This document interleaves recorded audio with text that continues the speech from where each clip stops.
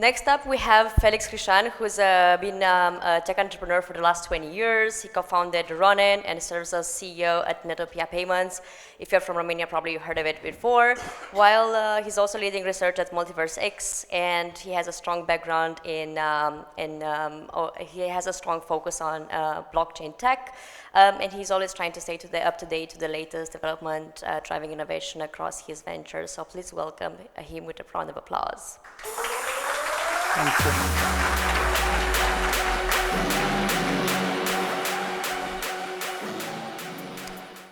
Thank you for the intro, and thank you for inviting me, especially to the organizer, because as you can see, I didn't even provide the title for the presentation. And I wanted to be clear that I will not be talking about NFTs. As a matter of fact, I will not be talking only about NFTs, and I will not only be talking about crypto in general. I want to just talk a bit about, the philosophy behind, or the principles behind, and how we ended up in this place where we can have value that is out in the open and nobody can steal it. And it's surprising, as I was saying, I didn't provide the title for the presentation, which means that you are here just because you saw my name, which you might be disappointed, but let's see. I don't know how many of you heard about Martin Luther, but not Martin Luther King, but the original Martin Luther. Yeah. In a way, he was like I would say the original influencer. So let me go back a couple of, I don't know, maybe 40 years before this story about Martin Luther. And I'm sure that you all know about Gutenberg and the invention of the printing press.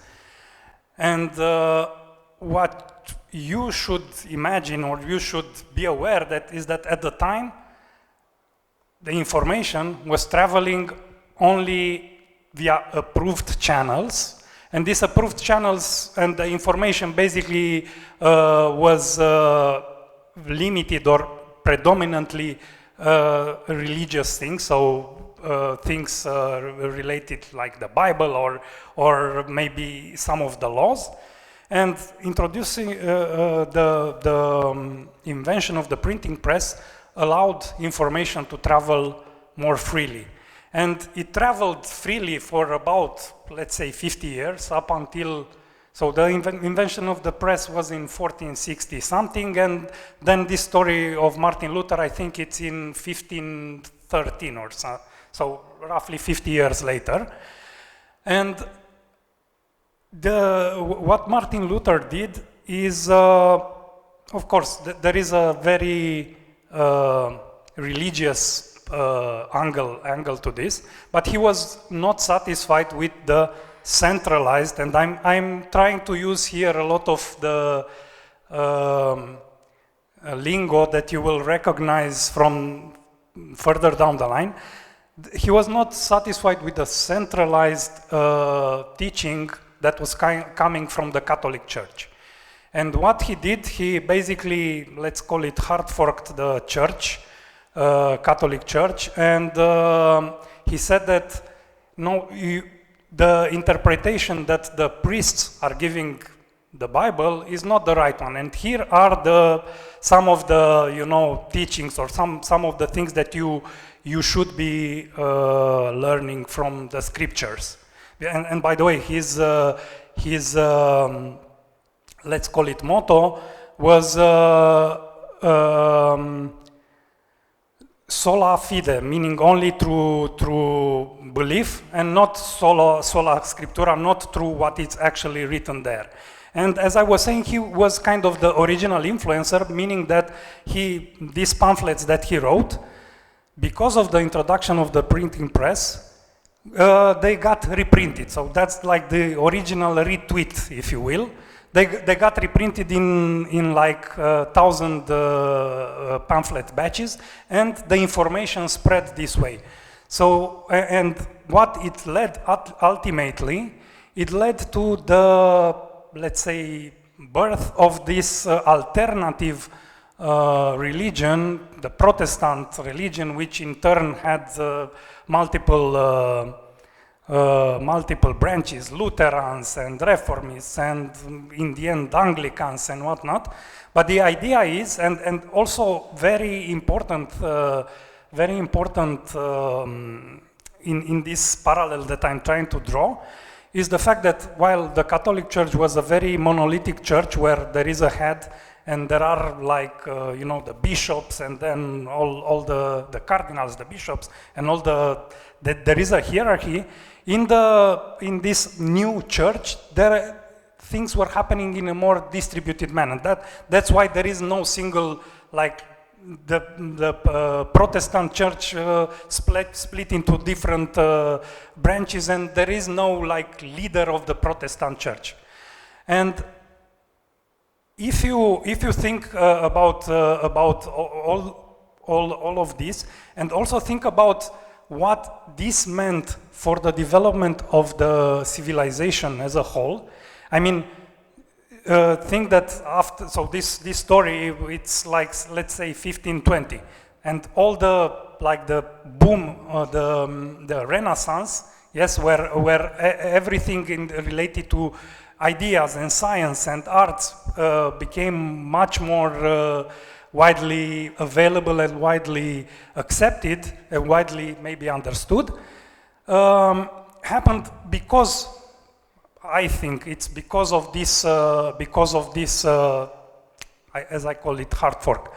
And in the same way, and now I'm coming to the present day, in the same day, I think that not the introduction of the internet was the key factor to the, let's call it a digital renaissance. It's not the introduction of the internet, it's rather the introduction or the, let's call it, assembly of the Bitcoin blockchain by Satoshi Nakamoto. And I call it assembly because if you look through the white paper and through all the things that were employed in deploying the first version of Bitcoin, it was a melange of technologies and ideas and code put together by some other guy. So you probably heard about Adam Beck and Hashcash, you probably heard about Wei Dai and Bcash, or I don't remember how it was called. You heard about what was, I don't remember the Dutch guy. But the idea is that he found a way in which to put together a lot of things which allowed for the first time to have transfer of value. And by the way, back then it was not really a transfer of value because the things were not having value, and I will come back in a moment about this. Transfer of value in a decentralized way. So again, we moved from a centralized thing where information was being controlled to by let's say central entities, because if you remember, and all the grudge we have against the Facebooks and the Googles of the day is that they control too much the information. So we moved to this controlled information and controlled value to an environment where value can be transferred freely and cannot be censored by anyone. And I said I want to come back to this idea of value, because in the beginning everything that was happening was virtually valueless. But because of what Andrei said, it's about trust. Because of the trust in the system, things happened gradually to have value. And if you think very deeply about money today, because in the end, we always, when we talk about value, we tend to first refer about money, and then everything else is something that money can buy. When we think about money, money is, especially fiat money that we use today, it's a pure trust-based system. Back in the days, when they were using commodity money, so you would have a gold coin or a silver coin, you knew that the intrinsic value of that coin is given by the content of gold or silver or, well, gold and silver. But as we moved away from that place to today, all the money that you have in the bank or in your wallet are purely trust-based money. There is nothing to back them, it's only the trust, and you don't even have to trust the system, you just have to trust that there is someone that will accept this $100 bill that I have in exchange for some services. So in a way, at least when in what it concerns banknotes, so physical money, the trust is in a way distributed and peer-to-peer. So we moved from centralized systems and centralized value transfers where a bank would have a ledger where everybody has a balance to a system where the balance, everybody's balance is in every participant's computer, and where transfers are happening without any obstruction being put by anyone. There is a flip side to that, and we touched whoever participated earlier in this panel about security. The flip side to that is that you need to be comfortable enough to manage keys. You need to be knowledgeable enough to store your passphrase in an offline environment, written on a piece of paper, or even better, etched on metal that is in whatever rust-free place. But I think that if we look from the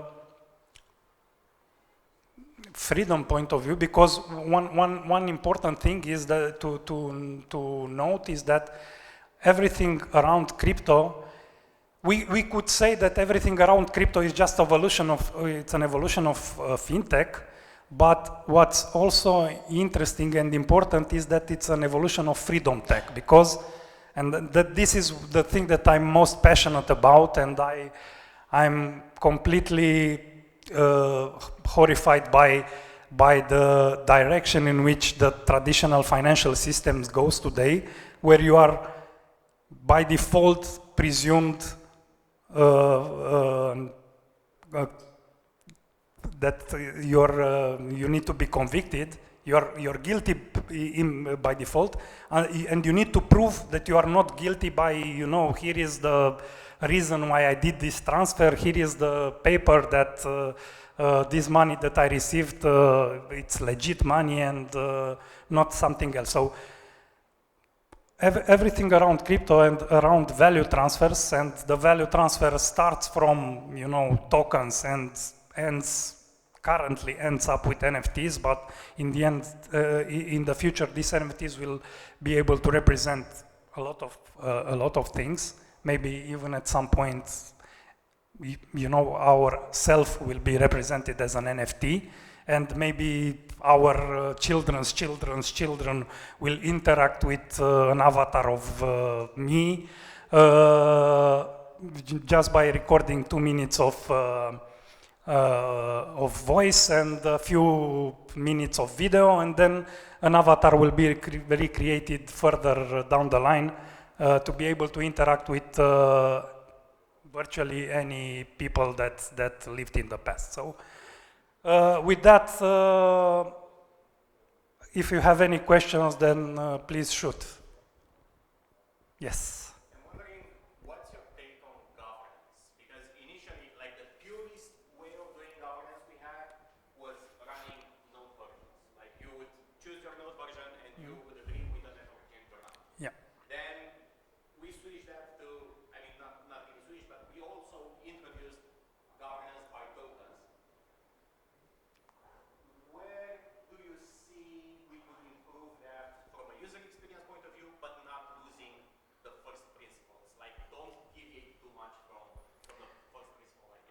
I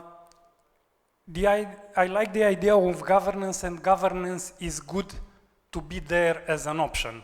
I don't think that governance works in any project that I've seen today. If you look at any governance vote on any chain, you'll see the participation is like 20% or I don't know, even less. So this means that governance doesn't work. But it's important to have it there because in a case of a, let's call it, takeover attack, you can deploy that governance tool and actually use it. And in here, strictly talking about these running node versions, I will draw your attention to the UASF in Bitcoin, 2016, where the governance vote was that people started downloading and running this version of software that were saying, if I will see a block that has these parameters, I will consider it invalid. And people that were doing this were simply, simple node runners. Even I did that at the time. And it was a signal, a good enough signal to give to the miners, which were like the dictating power at the time, to say that we have to back off this SegWit2x fork because it will probably not get adopted and we will have issues on the, let's say, economic/commercial side of using it. So it should be more of like a fallback system. Yes. And the main decisions are done by another more efficient system, maybe? Yes. Yes. That's. I think that's the only way, and it's in a way a part of the low participation goes back to the managing keys and whatnot. There are hundreds of thousands, tens of thousands of people that buy tokens and leave them on an exchange and so on. So you can't ask them to participate in governance votes through this. But it's good to have the option there and to be aware that whenever there is something potentially bad happening, I have the option of exercising my vote. No more questions. Thank you.